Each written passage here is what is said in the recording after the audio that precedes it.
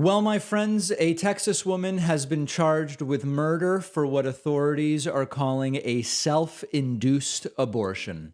This is sadly completely predictable based on what Texas has been doing as far as abortion law for years now and really for decades now in terms of what they've been trying to do. And one of the lines that's repeated so often that it's like cliche, we've all heard it so many times, it's a cliche at this point, is banning abortion doesn't reduce abortions. It just reduces legal abortions in your particular state. What does that mean? Well, it means if you make abortion more difficult to obtain, or you make it illegal, or you make it illegal in more situations, people will either go to a neighboring state if they can afford it and if it's legal in a neighboring state, or they will pay for an illegal abortion. This is very common in other countries. I mean, if you look at where I was born, Argentina, there were long periods of time where it was illegal, but if you had money, you just went to a private doctor and it was fine, and you had the money to do it. That's the second option.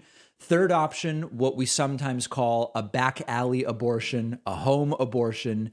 In this case, it's being called a self-induced abortion. And that is exactly what happened here with 26-year-old Lizelle Herrera, who was arrested late last week and has been charged with murder.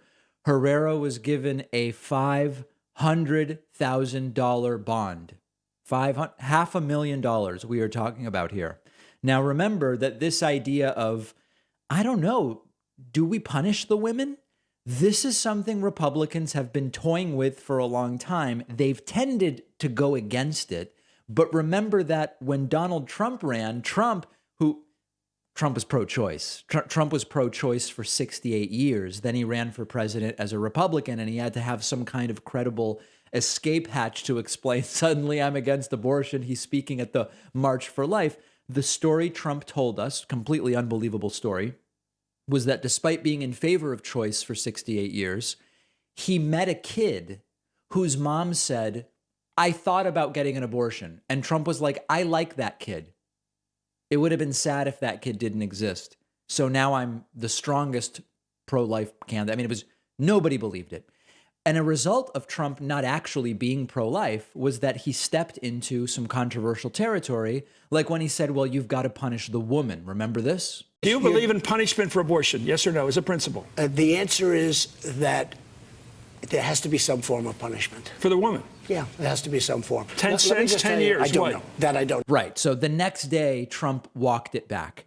But the punishment for back alley or home abortions, that they seem fine with. And we have other instances of similar situations. You might remember back in October, just a few months ago, 7 months ago, 7 months ago, we covered the story, I think, on the bonus show of a Native American woman in Oklahoma who was convicted of manslaughter over a miscarriage. This was Brittney Poula, 21 years old, convicted on second-degree manslaughter by a Comanche County jury for the death of her fetus with a gestational age of 15 to 17 weeks. So don't be confused about the big picture of how Texas has dealt with abortion. The number of abortion clinics in Texas has declined dramatically. You go back to the mid-1980s, and we're putting a chart up on the screen for our viewers, over 120 clinics at which abortion services were available. That is now under 20 as of a few years ago. It may be even lower now. I didn't have updated data. So people really may have no idea what we're in for here if Republicans get their way. And this is really about two things. It's really about three things. Number one, this is about, on paper, reducing the number of abortions in Texas. Now, remember, you're not actually reducing the number of abortions. You might reduce the number of legal abortions in Texas because people will either be pushed to other states if they can afford it, or they will be pushed into, so-called private back alley home abortions. That's number one. Number two, this continues to be about controlling women's bodies in a way that lines up with the stated morals of the people doing it. And it's important to include the word stated morals, because as we have found out through the election of Trump with evangelical support, despite his affairs and all these things, we know that they're only their stated morals. It's not their morals. They're their morals that they use to try to get themselves elected.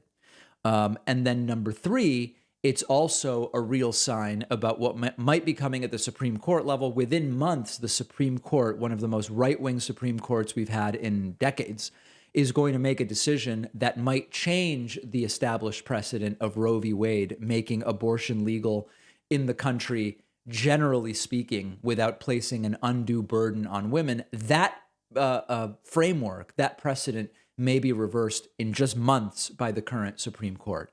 The states are pushing it because this has always been the plan. When they get a more conservative Supreme Court, they all start doing it. Mississippi, Texas, Missouri, many states have been pushing and passing similar bills, knowing that they're going to be fought, they're going to be appealed. Hopefully they go to the Supreme Court, and the Supreme Court will issue what could be a life-changing ruling for so many women and families around the country.